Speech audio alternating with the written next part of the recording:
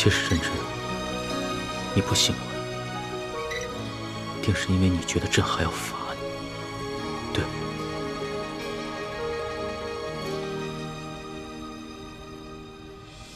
说实话，刚知道你矫诏的时候，朕的心里真的非常生气。朕气的不是因为你放过了刘德昭的家人，是因为之前鳌拜他也总是矫诏，他一直把朕当成一个傀儡皇帝，所以自从朕亲政以后，绝对不再允许任何人挑战朕的皇权。刚知道你矫诏的时候，朕的心里边满是怒火，但是现在只剩下担心，甚至是害怕。你知道吗？朕自8岁登基以来，经历过无数的危险，哪怕在擒拿鳌拜的时候都没有真正的害怕过。但是这一次，朕真的怕了。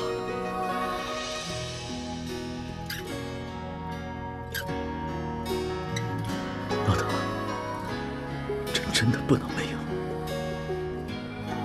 要是没了你的话，朕只是一个帝王，只是一个孤家寡人。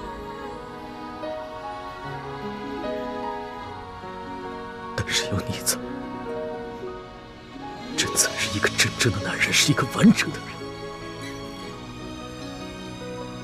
老大，朕是天子，朕的话是金口玉言。朕现在就赦了你过往所有的罪，只要你醒来，只要你醒。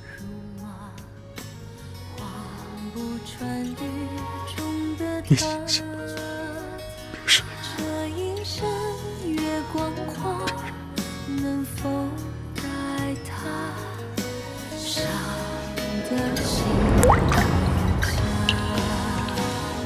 愿做他掌上的明珠，献上我纯真的祝福。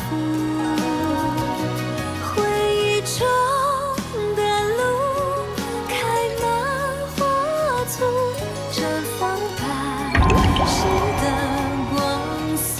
奴婢有一个头疼的隐疾，这病起来吧，简直要人命。我爹呢，从小给我找了好多郎中，所有郎中都说无药可治，只有一个郎中说可以治，但是他说的是个偏方，而且这个药引实在太难弄了。什么药引这么难找？你告诉朕，朕给你找。这个药引就是龙珠。龙珠？什么是龙珠？就是皇上的眼泪啊，就是您的眼泪。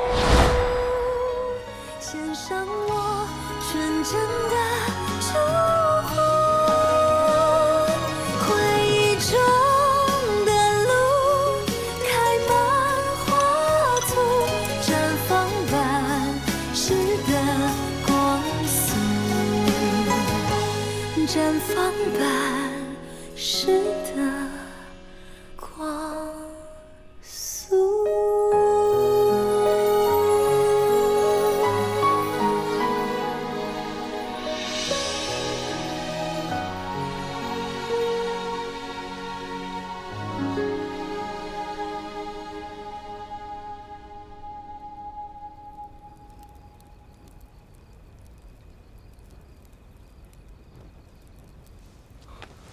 诸位师傅，我有办法查出内奸是谁了。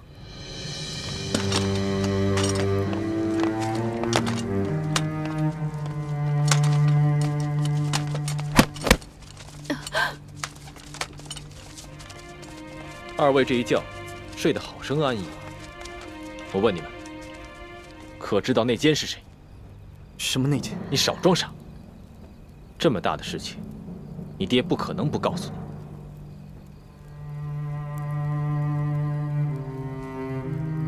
诸位师傅，既然已经知道内奸必定是我们当中一个人，为了证明自己的清白，我要求你们每个人都刺武应奇一剑，杀了他。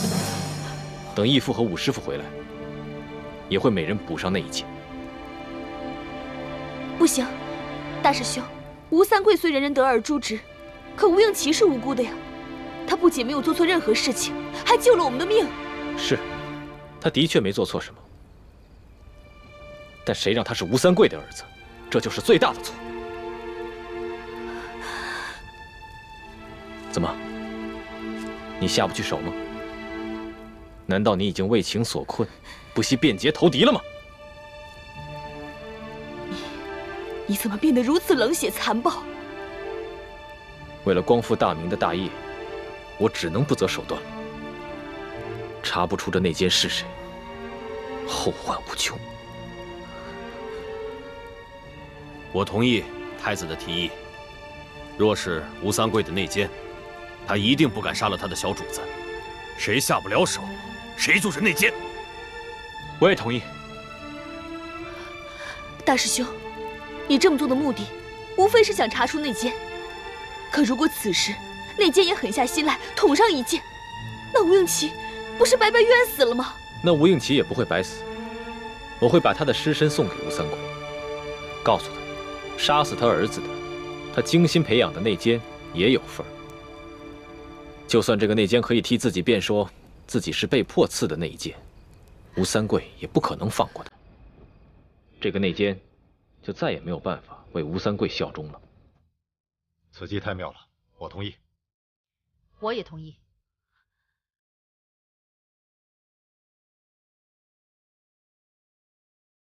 倩影，本来我是不想让你伤心的，但是为了证明我自己的清白，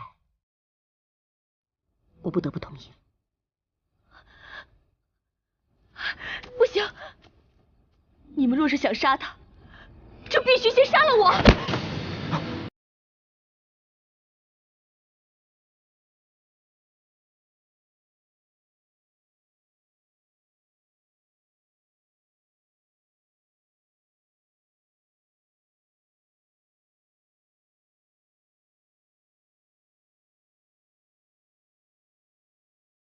坚决拥护太子。好，为了防止有人弄虚作假，接下来的每一剑都必须刺中吴应奇的要害。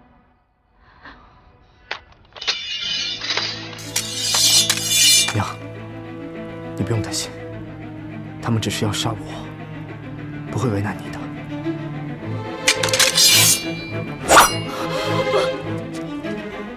吴应奇，再给你最后一次机会，你要是再不说出这内奸是谁的话，我就杀了你。我真的不知道谁是内奸，我也从来不参与我父王之事。你们要杀我，可以，但我有一个条件：杀了我之后，马上把我的尸身送给我父王。千万不要让倩影看见。好一个情种，我这就成全你。住手！我知道内奸是谁。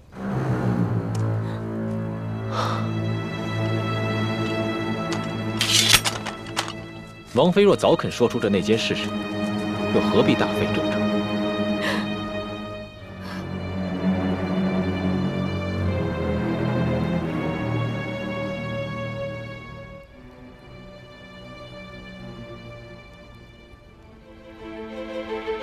这个内奸果然厉害，到现在为止，仍然不动声色。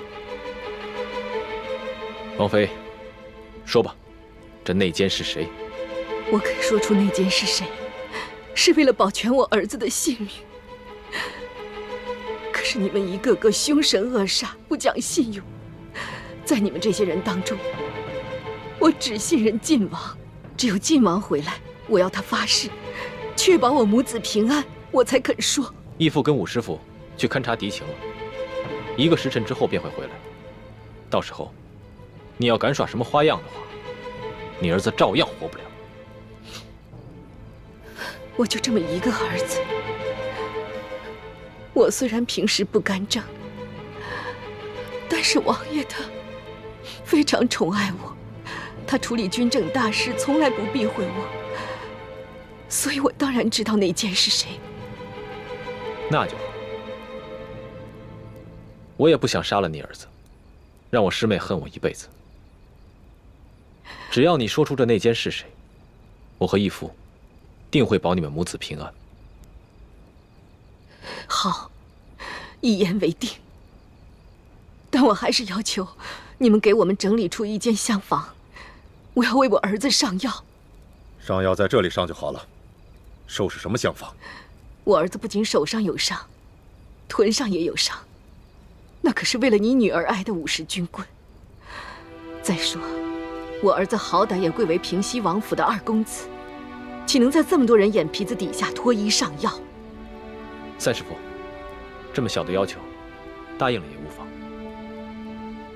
正好院子左侧有几处厢房，你去挑一间整齐一点的，给你儿子上药吧。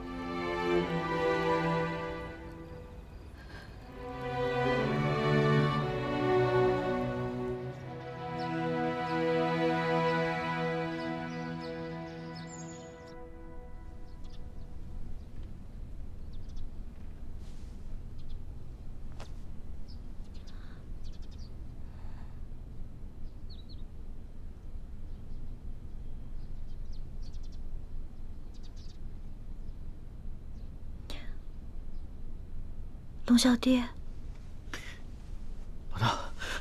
老大，你终于醒了，这不是在做梦吧？扶我起来。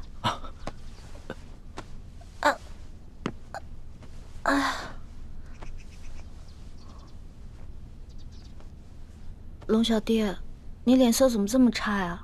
你是不是一晚上没睡，一直坐那儿守着我呀？你还说呢，这都差点被你吓死了。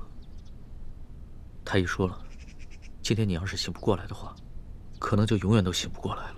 咱们可是对着月亮发过誓的，说要同生共死。你要活不下去不打紧，你要是朕也活不下去啊。所以，你真的一晚上没睡啊？又不是第一次，朕呢，上辈子一定是欠了你很多钱。说吧，你要怎么报答朕啊？要不然以身相许吧。那朕就勉强收了你吧。哎，什么以身相许啊？要不是你打我，我也不可能旧病复发。你居然敢矫诏，朕还不能打你一下啊？好疼呀！疼？宣太医，快宣太医！宣什么太医啊？不是这儿疼，是这儿疼。手怎么红成这样子呀？朕给你吹吹。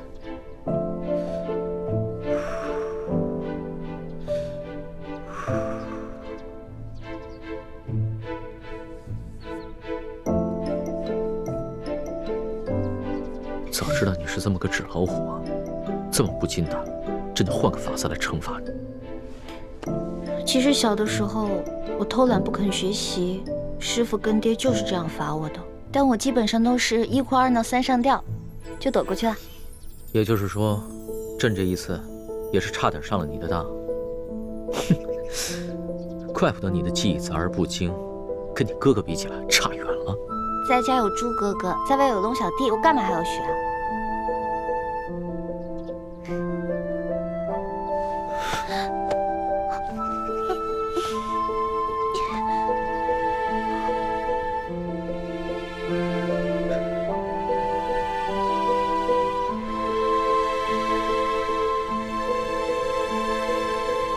老大，你终于活蹦乱跳，又可以跟朕顶嘴抬杠，真好。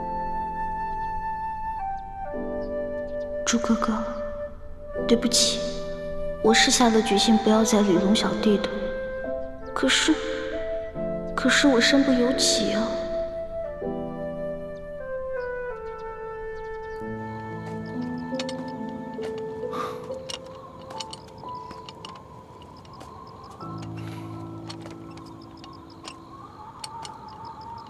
天都快亮了，义父跟武师傅怎么还没回来？大师兄，秦氏执意要等大师傅和武师傅回来才肯说出内奸是谁。会不会他想指认的凶手就是武师傅？混账！不许妄言！叶师弟不必着急，过不了多久，真相自然就大白了。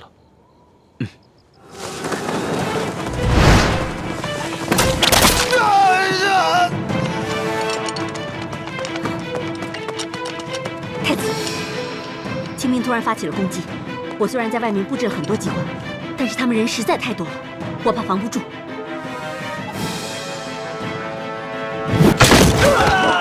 上面！给我上！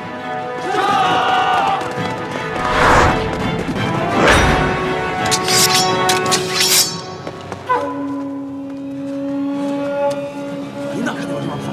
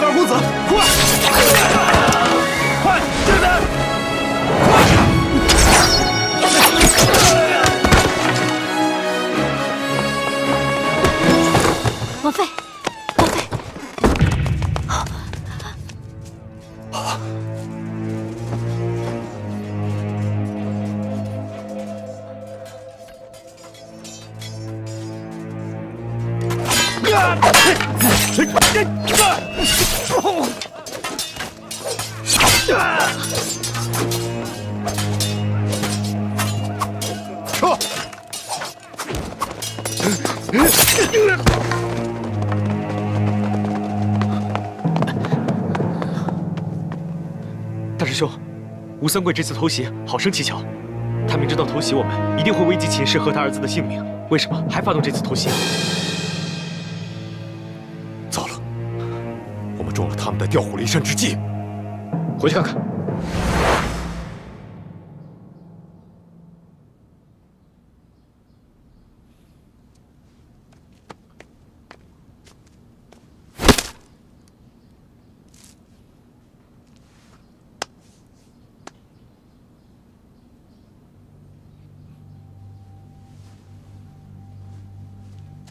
他是中了呆若木鸡散。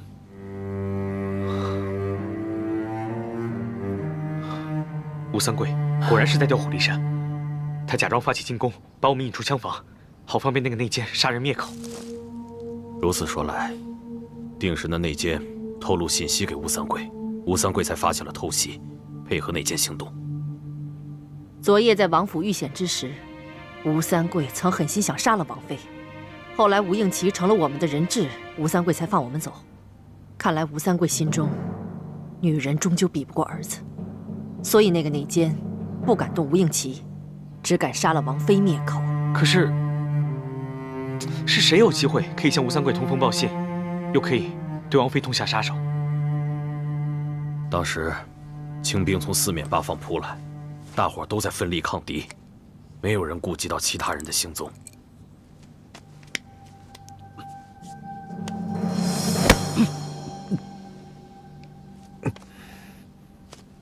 你现在至少舌头能动了，快说，内奸是谁？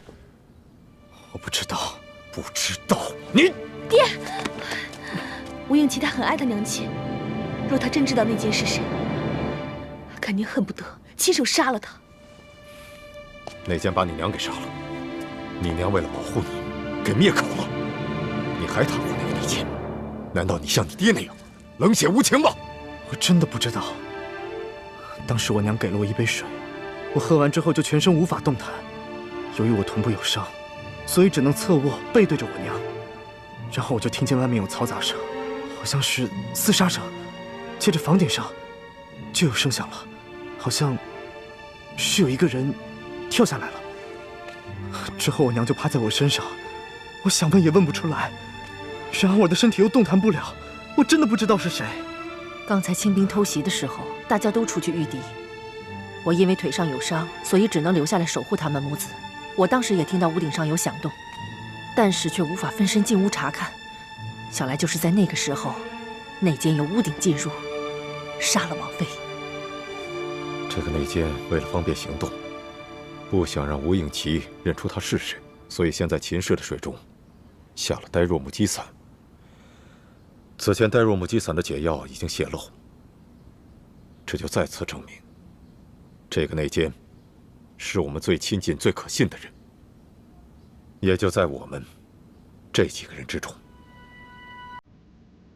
大家不用猜了，这个人一定是唐一手。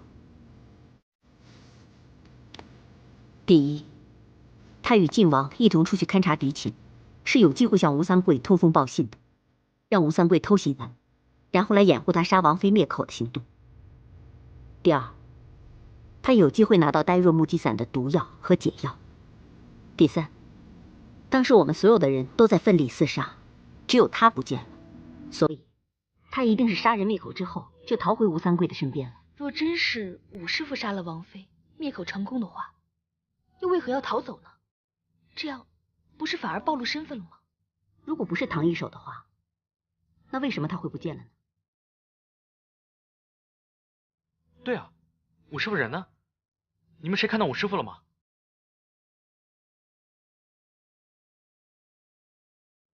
难道这内奸真是武师傅？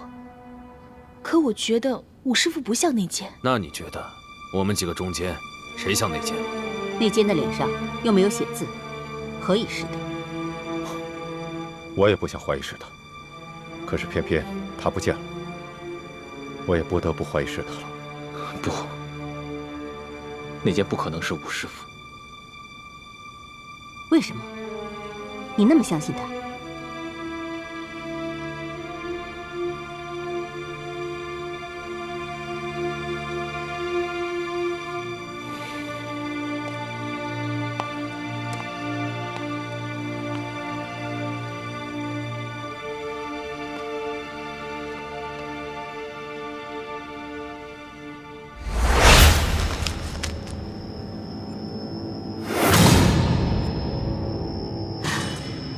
老五，武师傅，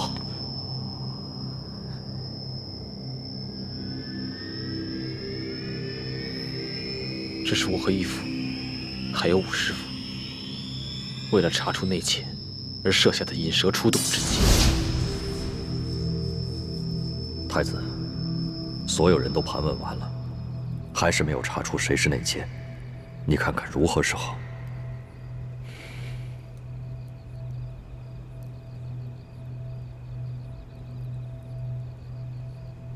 义父，我有一计，可以引得内奸现身，但是需要武师傅配合。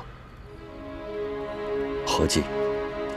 义父，你看，若让武师傅假扮秦氏，足可以以假乱真。我们不妨让他跟秦氏互相易容，互换身份，然后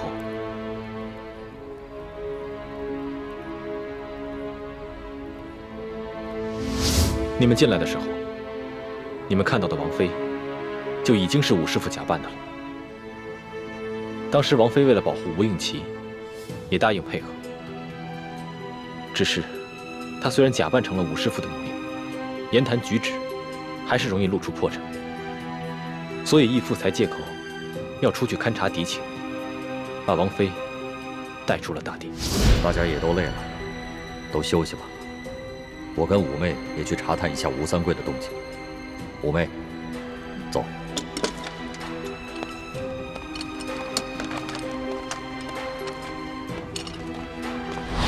难怪刚才王妃死的时候，吴应奇一点都不伤心，连一滴眼泪都不掉。大师兄，难怪你当时像变了一个人一样，原来是为了引出内奸而设的计谋。我收回刚才对你说的那些话，希望你不要介意。小师妹，你我本是兄妹，不必说这些。只是我没想到，我的计谋竟然害得吴师傅丧命。大师兄，你也别太难过了。我们大家谁也不会想到，吴师傅竟然中了呆若木鸡散，以至于连还手的能力都丧失了。这也是我想不通的地方。内奸要对付秦氏这个手无缚鸡之力的人，难道还用得着下呆若木鸡散吗？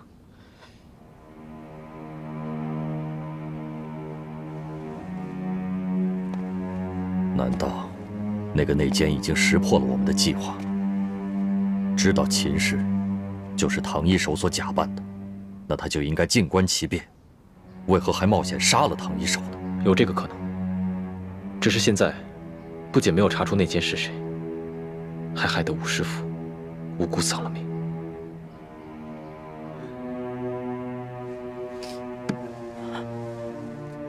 靖王，那现在我娘身在何处啊？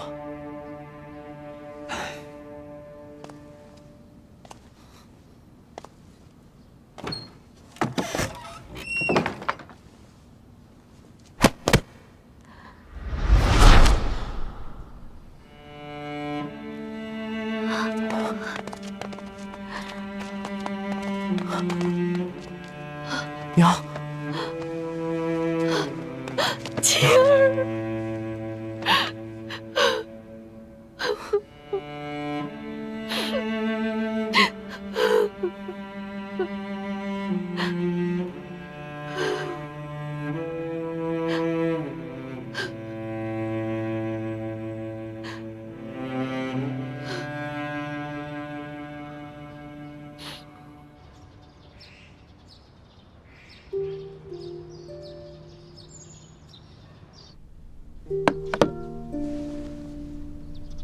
诺小弟，我能不能不吃药了？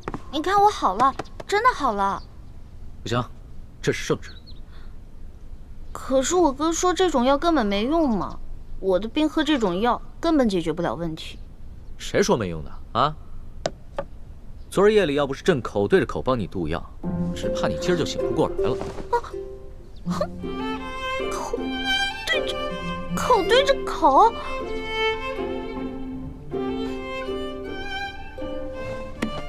那也就是说，你昨天哭了？啊？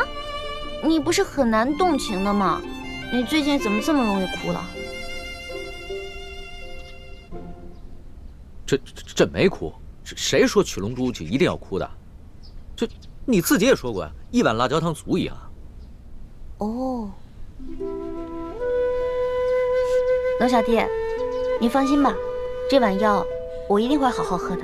不过在喝之前，我要1碟蜜饯，1碟枣糕，1碟桃酥，再来1碗糖蒸乳酪。不是，老大，你这病刚好，吃这么多行吗？你可以怀疑我的任何一项技能，唯独不能怀疑我的吃过。也是啊，朕的这些后宫女人里边，别人都是吃了几口就饱，你呀是吃饱了还能再吃几口。这样，去传1碟桃酥，1碟枣糕，1碟蜜饯，还有1碗糖蒸乳酪。这，多吃点。谢谢冷小弟。你要实在吃不下，要不然我再一口一口的喂你啊。听不到，听不到，听不到，听不到。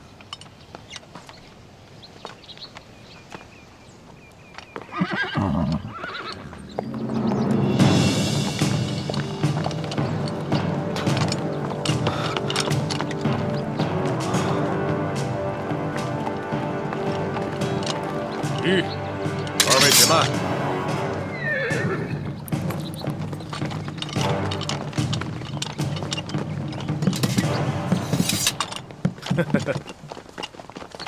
2位，你们已经在这破庙里困了1夜了吧？想必早已饥肠辘辘。我们王爷说了，让我专门给你们做了几样好酒好菜，当然，也希望你们能够善待侧王妃和2公子。去，去。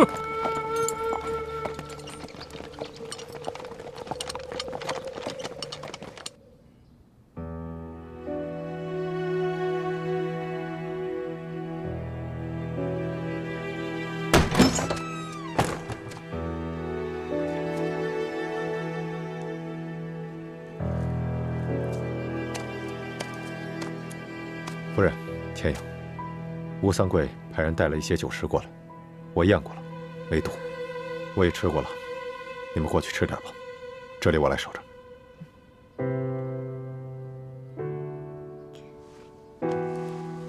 走吧，倩影。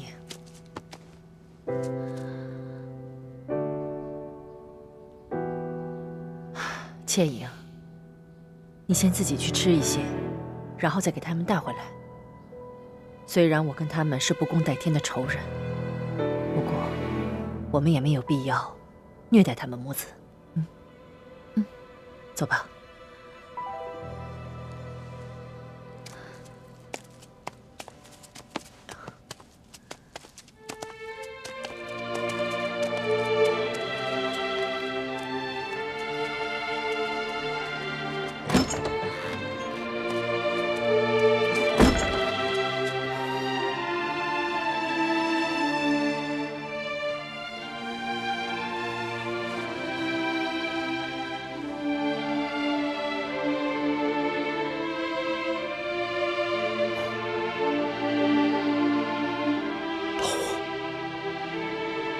你真的死得很冤。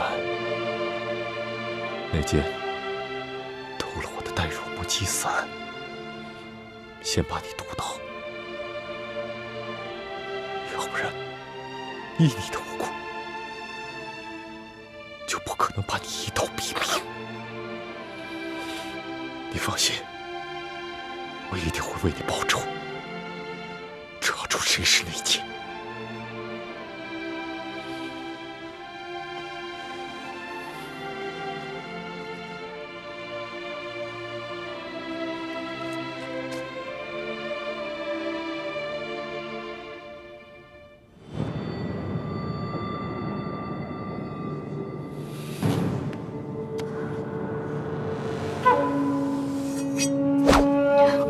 范先生，你要做什么？你这个小狗贼，用冰肌血肤膏把我的女儿骗得如此死心塌地。今天不把你杀了，我女儿这辈子一定会毁在你的手上。但是女儿杀了我儿子，仅凭我一人就很难威胁到王爷。那有何难？虽然唐一手已经死了，可他易容变生的绝技，太子他们都已经得到真传了。我只需要把默生易容成你的儿子，就能骗过吴三桂。范先生，你若是就这么把我给杀了，倩影一定会恨您一辈子的。我情愿他恨我一辈子，也不想让他后悔一辈子，受死吧！住手，樊先生，我有重要的机密之事要告诉你。娘，你现在就要说了吗？若再不说，你就没命了。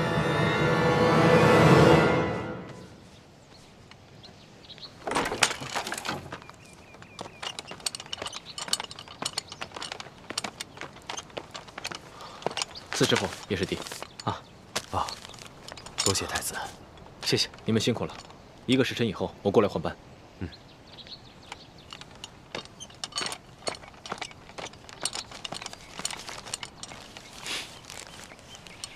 给。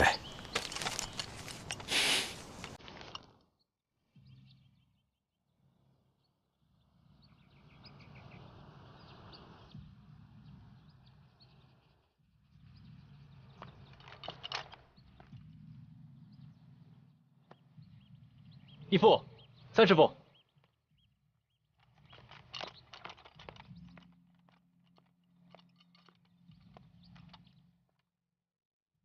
你们怎么这么看着我？你们的眼神好奇怪啊！没有，我们只是在商量该如何脱身。太子，你先进去大殿用点膳食，我跟你三师傅去守着秦氏母子。好。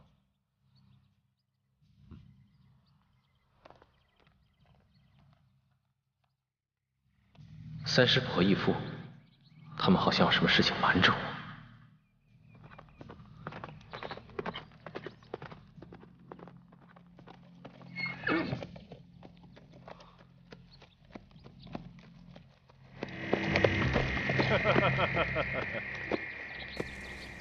你来做什么？我们平西王给你们晋王写了一封信。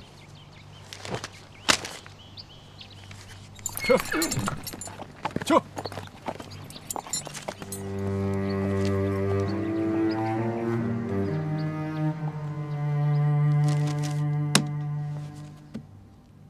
吴三桂说了什么？吴三桂说他有要事与我相商，诚心要我过去赴宴。晋王，你不能去，要谈在我们这里谈，你不能去他军营。无妨，吴三桂的侧妃还有他的儿子都在我们的手里，他不敢把我怎么样。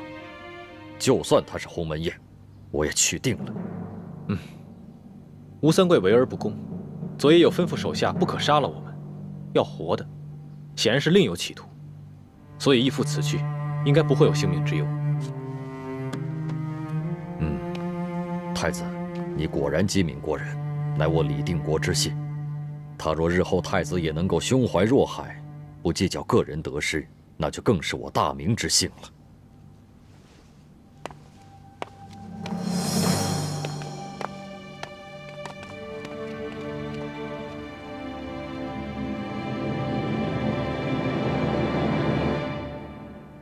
义父今日这话，似乎话里有话，真的是令人费解。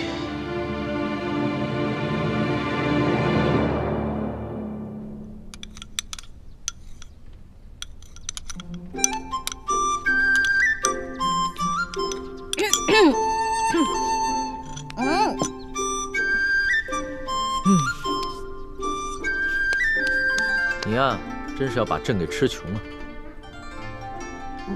现在可以喝药了吧？哦，快点儿。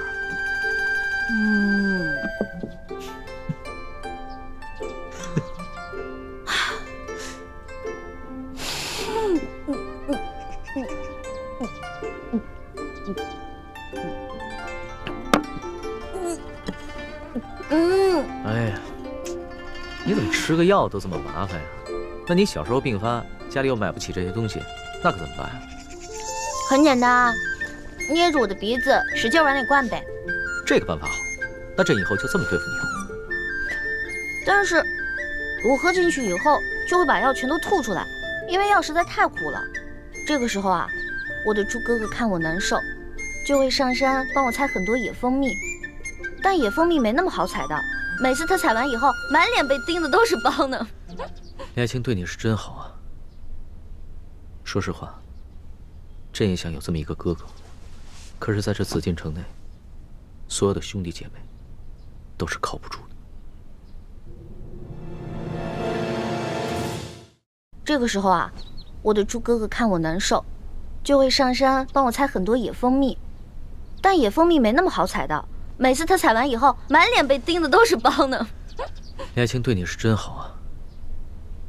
说实话，朕也想有这么一个哥哥，可是在这紫禁城内，所有的兄弟姐妹都是靠不住的。你怎么了？我就是在想，我有朱哥哥真好，也不知道朱哥哥现在在电都执行任务，完成的怎么样了，顺不顺利？你放心吧，李爱卿功夫那么高，又会易容，又懂机关，江湖经验又丰富，肯定没事的。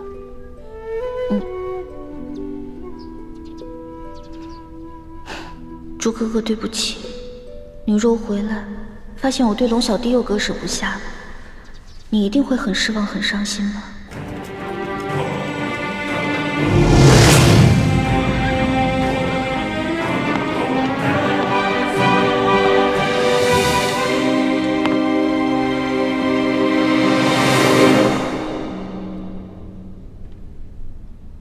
郡王，我就不和你兜圈子了。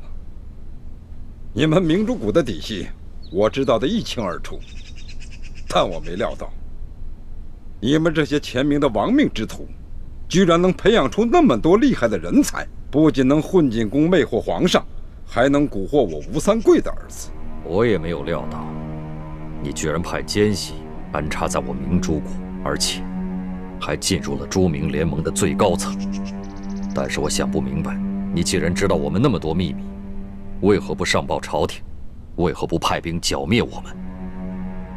这就是我为何对你们围而不恭，并且把你请进我的营中做客的原因了。愿闻其详。很简单，我之所以留着你们，就是因为我对大清朝廷不放心。我知道，终有一天，他们自以为江山坐稳了，就会对我们这些归降藩王开刀了。我必须留着你们这些反清力量来牵制大清朝廷。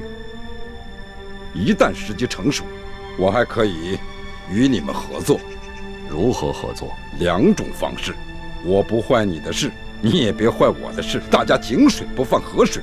那第二呢？就是你我冰释前嫌，结为盟友，将来一起起兵反叛，打下天下后，你我分国而治。你在中原恢复你的大明国号，而我割据云贵川两广湖南湖北建国大周。如此天下虽然分了朱吴2姓，但它仍是你我的天下。如果2种方式我都不答应了，很简单，我只需要一道密奏，将你们的一切秘密告知康熙小儿。到时候我们2败俱伤，我建不了周，你也复不了明，反倒让大清朝廷渔翁得利。你愿意吗？我当然不愿意。但你吴三桂杀死了永历帝，是大明最大的罪人，我怎么能与你合作？我那也是形势所逼。大清朝廷对我疑心那么重，我不亲手杀了永历帝以表忠心，就会被多尔衮干掉，不然我怎么能保得下这么大一份实力呢？你我都是将领，咱们先联手把这江山夺回来，咱们自己的矛盾再自己解决，如何？吴三桂，你当年逼着我亲手杀死我结发多年的妻子，如果我跟你合作，你放心得下？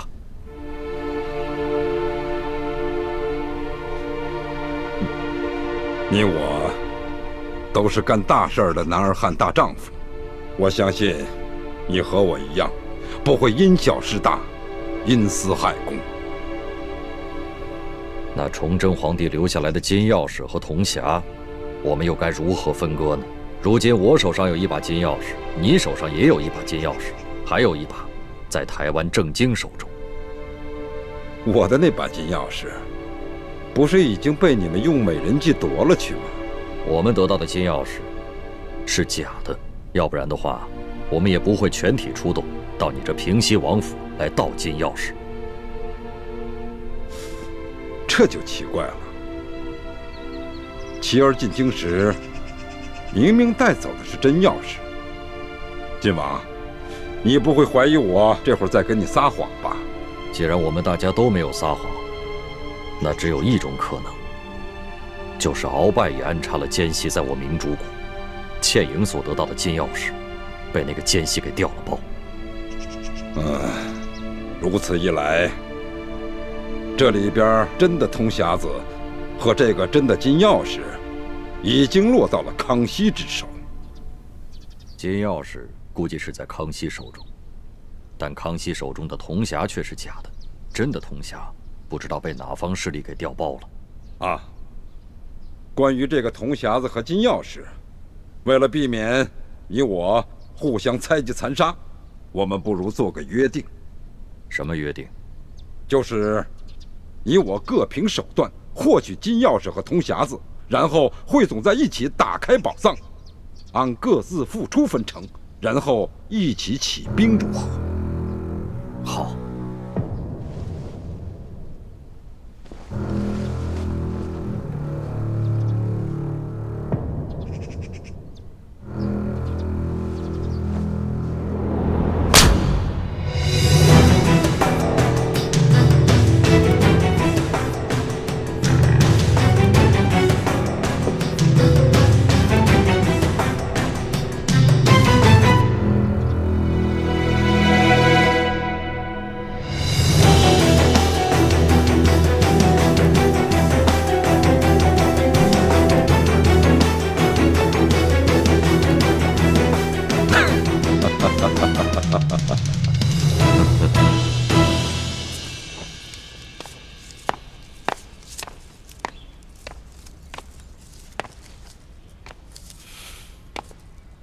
你小子给我听着，如果晋王被你家老子杀了，我就把你剁成18块喂狗。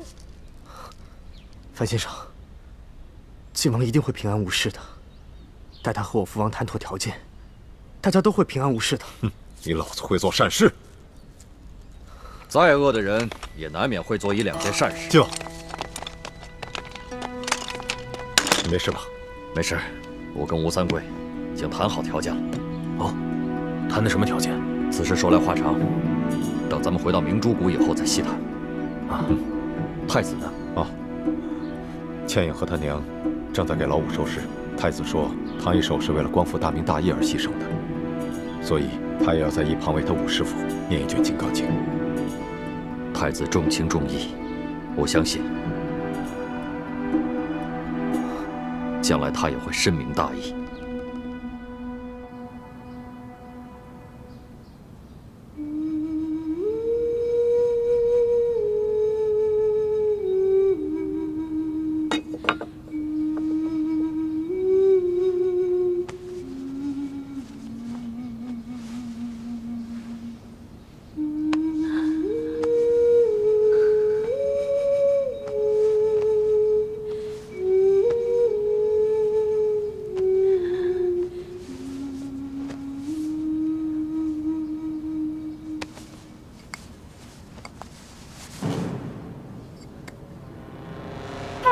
太子，你来看看，可识得此物？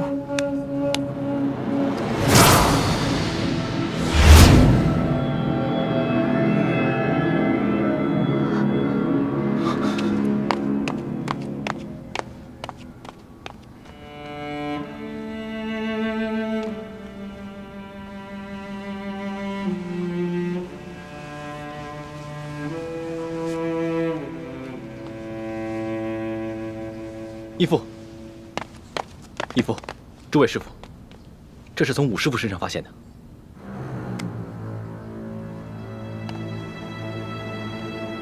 这好像是清廷之物啊。没错，这腰牌是鳌拜特制的，专门交给他最亲近的心腹。我在鳌拜的府上见到过。那这么说，唐一手就是我们苦苦追查的清廷内奸。如果他不是内奸，那他怎么会有鳌拜的亲信才有的腰牌？万幸，他阴差阳错的被吴三桂的奸细所杀。难怪小师妹那日在鳌拜府与那内奸交手，那内奸却手下留情，没有伤害他。如此看来，当初的那个内奸一定就是武师傅。只不过武师傅当时念及与一欢往日的感情，所以不忍痛下杀手。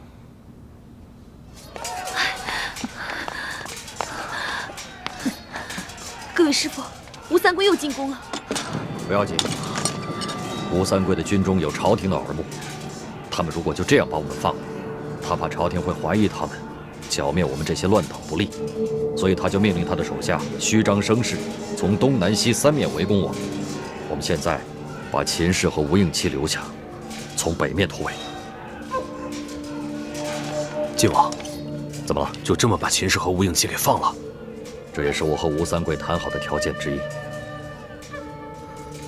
剑英、默生，你们两个继续留在滇都。啊？我为什么还要留在滇都啊？虽然我们跟吴三桂结盟了，但是这个人阴险狡诈，不可相信。你们两个留下，监视他的一举一动。可是，我爹不会同意的。既然晋王如此安排了，自有他的道理，爹怎么会反对呢？爹，你不是说再也不允许我跟吴应期接触吗？爹相信你会有分寸的，而且我们都应以大局为重，一切听从晋王的安排。谢谢爹的信任。奇怪，三师傅对倩影和吴应期之事，怎么突然转变了态度？义父和三师傅的言行都有些反常，他们一定是有什么事瞒着我们。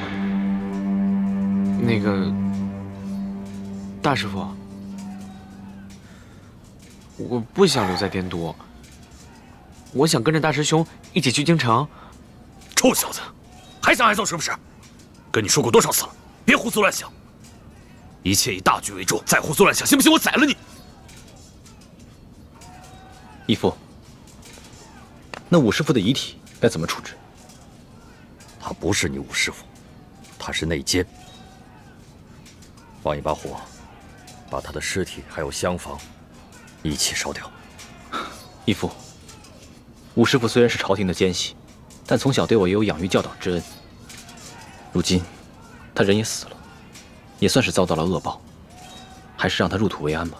太子如此仁义，我相信将来一定会以大局为重，会以天下苍生为重。义父这是怎么了？似乎总是话里有话，他又为何要看着吴应期说这番话？义父一定是有什么事瞒着我。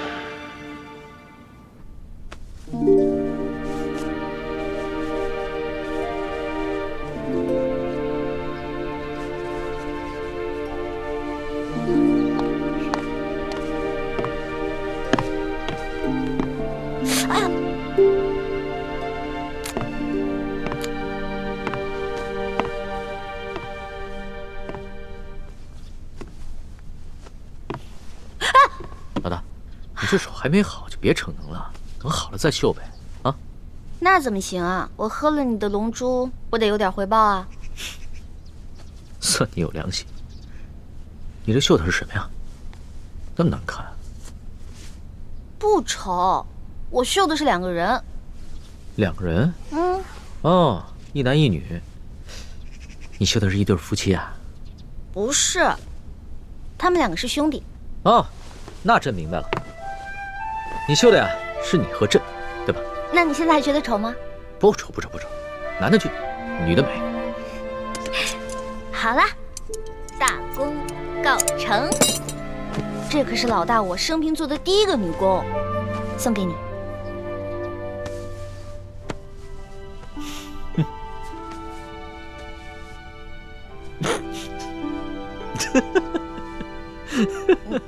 你哈哈什么呀？老大，你这个绣工实在是什么？不是老大，你这个一面绣着两只肥鸭，一面吧绣着一对丑人，这平生第一次收到这么有趣的礼物。龙小弟，这个荷包里面可以装香，可以驱虫防蚊，提神醒脑。你会把它带在身上吧？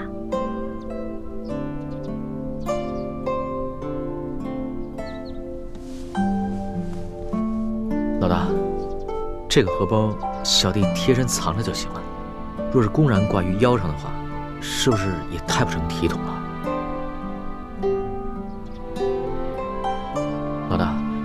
你是不是生气了？没有啊，你是皇上嘛，皇上戴这个肯定有失体统，而且我也丢不起这个人啊。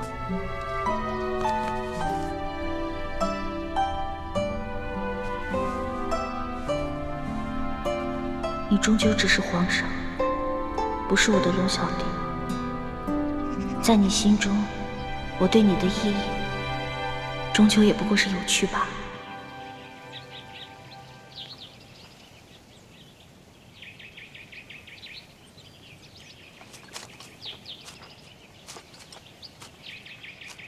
好了，现在唐一手已经入土为安了，清廷内奸这个隐患已经清楚了。只可惜，还没有查出来吴三桂的内奸是谁。既是内奸，就不难查处。现在嫌疑范围已经缩小到寥寥数人，我相信他早晚会露出蛛丝马迹，我们一定能把那个内奸给揪出来。义父，那我先回京城，向康熙复命去了。好。我们等一会儿也要回明珠谷，刚好还可以同行一段路。晋王太子，我就不回明珠谷了，我要赶回山西追杀裘鬼，就此别过了。六师傅，那你自己多加小心，等完成了任务，赶紧回京城吧。京城还需要你的照应。放心吧，等我杀了裘鬼，解了京城的后顾之忧，我就立刻回到紫禁城。好，告辞。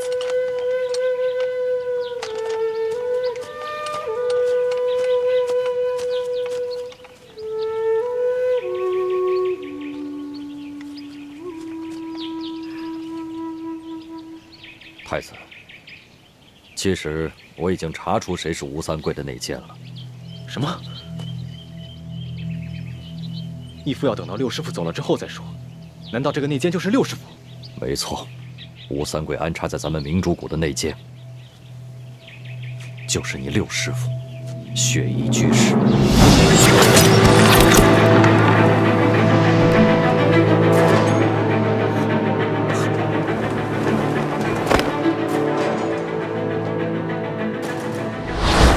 梅花门主，你怎么会来明珠谷？如今已经没有梅花门了，我梅花门上下200多人，现在除了我雪衣居士，还有我的徒儿雪倾城，其他人都被清兵给杀死了。义父，政绩确凿了，千万别冤枉了六师傅。太子，这可是秦氏亲口告诉我跟晋王的。受死吧！住手！樊先生，我有重要的机密之事要告诉你。娘，你现在就要说了吗？若再不说，你就没命了。说，什么机密？休想拖延时间，不然我杀了你！我知道那奸是谁。是谁？但我要等到晋王回来，确保我母子的安全，我才能说。当时我是铁了心要杀吴应奇的，秦氏为了救他儿子的性命，被迫决定说出内奸是谁。当时我觉得事关重大，所以就悄悄地把晋王叫了回来。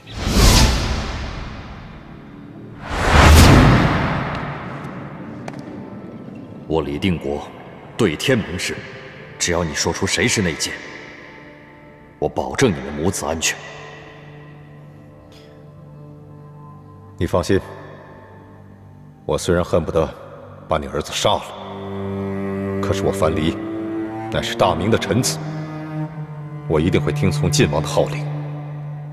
快说吧，你再拖延时间的话，我可没这个耐心。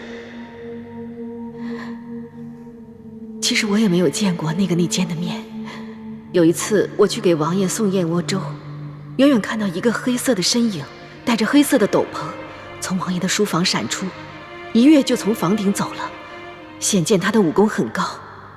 虽然隔得甚远，未看清他的面容，但我肯定那是一个女人的身影。女人的身影？你是说倩影？当然不是。倩影与我齐儿认识不过数月，但那内奸已向王爷传递了多年消息。既是女人，武功又极高，还向吴三桂多年传递消息，那在我们几个人中间，值得怀疑的人只有樊夫人、唐一手，还有雪衣居士。幸亏秦氏他还记得那次他看到黑影的日子是前年的9月13日，而那年秋天，我夫人跟唐一手一直未曾离开过明珠谷。倒是雪衣居士一直在外面执行任务，不然就很难洗清嫌疑啊。我们都以为那个内奸是从屋顶的破洞进入房间，杀死了易容的唐一手。我真的不知道。当时我娘给了我一杯水，我喝完之后就全身无法动弹。由于我臀部有伤，所以我只能侧卧背对着我娘。然后我就听见外面有嘈杂声，好像是厮杀声。接着房顶上就有声响了，好像是有一个人跳下来了。之后我娘就趴在我身上，我想问也问不出来。然后我的身体也动弹不了，我真的不知道是谁。刚才清兵偷袭的时候，大家都出去御敌，我因为腿上有伤，所以只能留下来守护他们母子。我当时也听到屋顶上有响动，但是却无法分身进屋查看。想来就是在那个时候，内奸由屋顶进入，杀了王妃。当我们看到屋顶破洞的时候，我们就以为内奸是从屋顶的破洞进入房间杀死唐一手，就没有怀疑到在外面跟我们一起御敌的雪衣居士。可当我知道这个内奸是个女人的时候，我仔细地回想了一下，第一个冲进厢房的就是雪衣居士。王妃，王妃！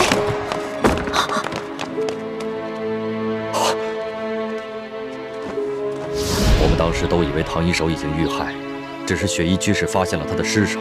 但是很有可能的是，唐一手中了呆若木鸡散，不能动弹，而雪衣居士也假装发现唐一手被害，抢在我跟樊夫人之前，第一个冲进了厢房，在翻过他身体的那一刻，把匕首插进了他的胸口。王妃，而且雪衣居士也有机会从我和樊离这儿拿到呆若木鸡散，下到唐一手和吴应奇的茶中，毒倒二人。晋王分析的不错，这些年雪衣居士经常单独出谷行动，其实就是向吴三桂通风报信。这一次，他又假借去山西追杀穷贵，悄悄地潜入滇都，把倩影和陌生的身份泄露给了吴三桂。什么人竟敢闯平西王府？你没想到吧？一路上与你朝夕相处的叶倩影和叶默生都是朱明联盟的奸细，他二人根本不是兄妹，而是师姐弟。叶倩影本姓樊，应该叫樊倩影，他爹就是前明御医樊离。他们与你的相遇根本不是巧合，更不是你和一个女人一见钟情的艳遇。当我们正在庙中商议行动计划的时候，雪衣居士在装作从山西风尘仆仆赶来的样子，其实他当时正在滇都的平西王府中。这么多年了，这可是我们这6位师傅初次集体行动，我岂能错过？裘贵呢？他很是狡猾，居然找了几路替身来掩护自己。我本想着继续追查他的行踪，却接到了你的飞鸽传书，所以我就委托山西牛角寨的盟友们帮我继续追杀他，而我就赶来滇都与你们会合。四师傅说的是，还有一点，昨夜我和义父盘问了所有人来到滇都之后的行踪，当时没有发现谁有破绽，但我现在突然想起一个细节，那日我和6师傅在一处茶楼上观察平西王府的动静。你慢用。哎，小二，我要的是陈年的普洱茶，你为什么给我上今年的？看着汤色就能看得出来，给我换。好嘞，马上给你换，马上给你换啊！